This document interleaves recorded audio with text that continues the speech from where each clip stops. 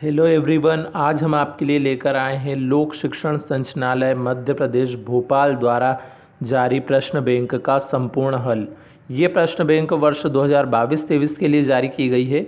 इसमें आज हम कक्षा 11वीं की भूगोल विषय की प्रश्न बैंक का संपूर्ण हल देखने वाले हैं। तो वीडियो स्टार्ट करने से पहले यदि आपने अभी तक हमारे चैनल को सब्सक्राइब नहीं किया है तो सब्सक्राइब कर लें और बेल आइकन को प्रेस कर दें ताकि आने वाले हर वीडियो का नोटिफिकेशन आपको प्राप्त हो सके। और वीडियो को अधिक से अधिक लाइक एवं शेयर ज़रूर करें।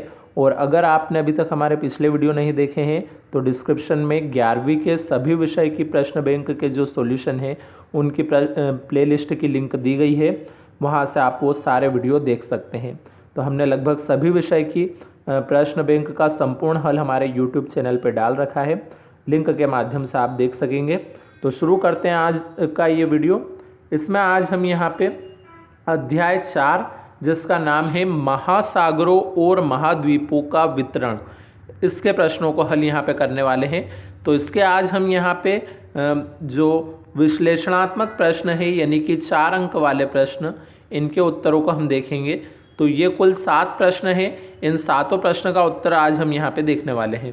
तो सबसे पहला प्रश्न जो हमारा है यहाँ पे, इसका आंसर यहाँ पे दे रखा है। आपको फटाफट बस स्क्रीनशॉट लेते जाना है ताकि वीडियो ज़्यादा लंबा ना हो।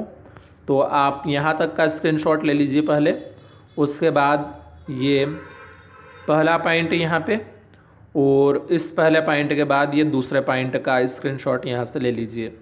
तो आप चाहें तो वीडियो को पॉज करके भी नोट कर सकते हैं या स्क्रीनशॉट ले सकते हैं। तो ये सेकंड पॉइंट यहाँ पे कंप्लीट हो जाएगा। अब थर्ड पॉइंट जो है वो यहाँ पे आपका दिया है। उसके बाद इस थर्ड पॉइंट के बाद है फोर्थ पॉइंट, और फोर्थ पॉइंट के बाद हमारा यहाँ पे ये फिफ्थ पॉइंट शुरू हो रहा है। तो इसी के साथ ये हमारा यहाँ पे क्वेश्चन कंप्लीट हुआ। अब जो दूसरा प्रश्न है हमारे पास, उसका आंसर है यहाँ से। इस दूसरे प्रश्न में यहाँ तक आपने नोट कर लिया होगा। अब इसके बाद ये बचा हुआ हिस्सा, और फिर यहाँ से आपको लास्ट तक का ये स्क्रीनशॉट ले लेना है। तो अब ये यहाँ पे दूसरा प्रश्न का ही कुछ हिस्सा और है, यहाँ तक आप नोट कर लीजिए। फिर हम देखते हैं इस तीसरे प्रश्न को। ये तीसरा प्रश्न यहाँ पे शुरू हो रहा है। इस तीसरे प्रश्न में यहाँ तक आपको नोट कर लेना है, और फिर ये यहाँ पे पहला पॉइंट आपका कंप्लीट हो जाएगा। फिर ये दूसरा पॉइंट है यहाँ से आपका, और दूसरा पॉइंट फिर ये यहाँ पे कंप्लीट होगा।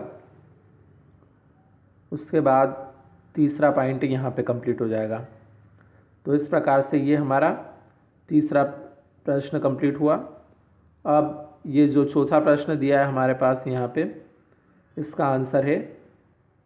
तो आपने यहाँ तक नोट कर लिया है। अब बचा हुआ ये हिस्सा, तो यहाँ तक भी आपने नोट कर लिया होगा। अब ये हिस्सा और है यहाँ पे इस प्रश्न के अंदर ही, और यहाँ पे ये यहाँ तक आप नोट कर लीजिए। अब इसके बाद यहाँ ये पॉइंट शुरू हुए हैं। तो पहला पॉइंट, इस पहले पॉइंट के बाद ये दूसरा पॉइंट, दूसरे के बाद फिर है हमारे पास ये तीसरा पॉइंट।